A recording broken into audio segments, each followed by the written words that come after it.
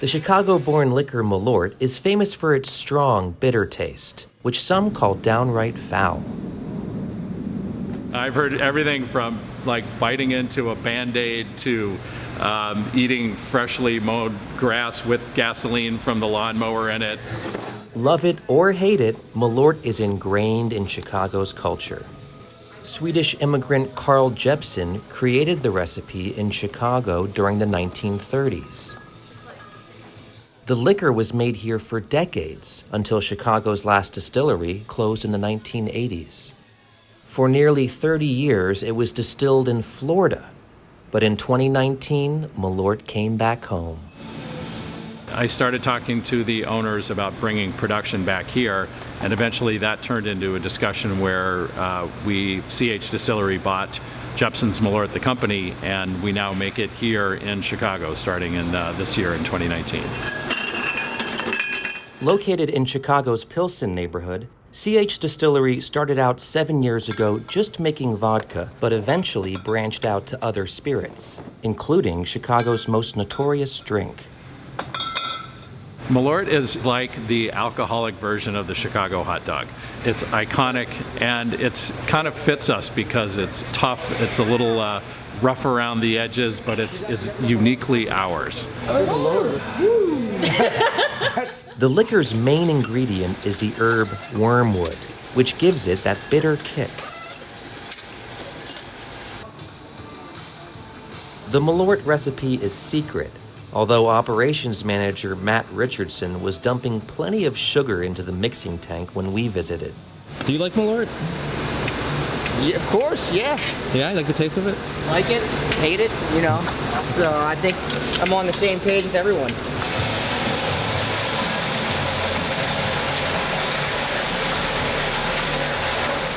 Even employees who aren't fond of Malort get used to the taste. I like the complexity of it. I'm not a big fan of bitter, but since I've worked on it and tasted so much of it during test batches, like I can just take a shot. Atkinson said his distillery plans to produce somewhere between 250,000 and 300,000 bottles of Malort this year. The liquor is primarily purchased here in Cook County, although as native drinkers move elsewhere, so does the legend of Malort. We are expanding distribution of Malort to a few places where there are a lot of Chicagoans. So Wisconsin right now is one of our target markets, Kansas City, as well as Kentucky. There seem to be a lot of bartenders and industry people who love Malort who travel and end up living in those places. Back at the Rambler Kitchen and Tap on the north side, bartender Matt Nolan said Malort is a favorite among people working in Chicago's restaurant industry. I probably go through a half case a week, maybe 3/4 of a case every week. So we serve a lot of Malort. During Prohibition, Jeppson marketed Malort as medicine. Let's get those shots. Local comedian Alex Peters claims the liquor has some redeeming qualities. You really don't have a hangover the next day on Malort. Yeah. Your hangover is that night. It's better than like banging out whiskey. Yeah. Whiskey, it tastes great, and you are drunk, and you're wonderful. Sure. Malort, it tastes terrible, and then the next day you're okay. Yeah. Even then candidate, now Mayor Lori Lightfoot, weighed in during one of our WTTW forums last February.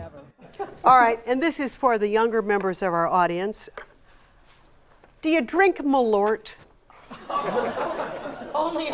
Only under duress. That is the worst tasting alcohol ever. Despite the mayor's distaste for Malort, Atkinson wears the brand as a badge of honor. It's a fun product.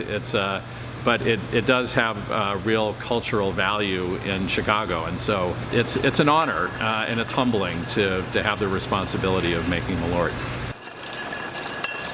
To Chicago. To Chicago. And for Chicago Tonight, I'm Evan Garcia. Got my poker face going on. Yeah. Not bad. Yeah. I like it.